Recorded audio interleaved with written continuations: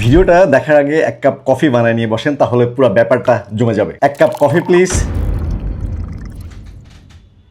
আজকে যে বইটা নিয়ে কথা বলবো সেই বইটার নাম হচ্ছে কফি ও কবিতা।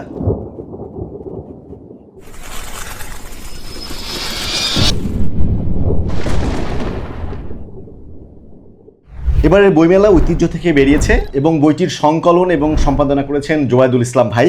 এই সংকলনকে উনি বলেছেন এটা শুধু একটা কবিতার বই না, এটা একটা অনুভূতির সংরক্ষণাগার। বইটি পড়তে গিয়ে আমারও ঠিক আসলে একই কথাই মনে হয়েছে।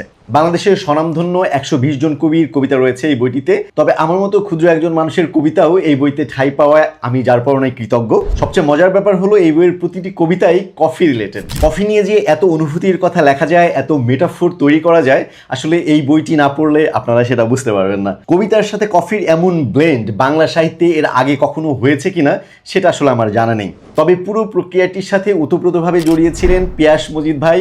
Hats off to him. মানুষ, সমাজ, অর্থনীতি, রাজনীতি, প্রেম, নিঃসঙ্গতা, বিরহ, বিষাদ, আশা, প্রতিবাদ, কি নেই এখানে? আপনি সব পাবেন, সব মানে সব। পারফেক্ট কম্বো যাকে বলে। যারা কফি আর কবিতা ভালোবাসেন, you must read this book. আর এই বইয়ের প্রতিটি কবিতাই বর্তমান, অতীত এবং ভবিষ্যৎ প্রত্যেকটা সময়ের সাথে আসলে প্রাসঙ্গিক। জাস্ট ইমাজিন আপনি একটা কফি শপে বসে আছেন, বাইরে বৃষ্টি হচ্ছে, ক্যাপাচিনো, লাতে অথবা আমেরিকানোতে চুমুক দিতে দিতে আপনি পড়ছেন, কি ঠান্ডা কি ঠান্ডা তুমি আমার কাছে এসো, বর্ষা শীতের এই দুপুরে ফুটন্ত এসপ্রেসো। কফি খেতে খেতে এই বইটি পড়তে চাইলে আপনারা চলে যেতে পারেন ধানমন্ডির ক্যাফে লাইটিক্স কফি শপে। দারুণ এনভায়রনমেন্ট পাবেন ফর শিওর।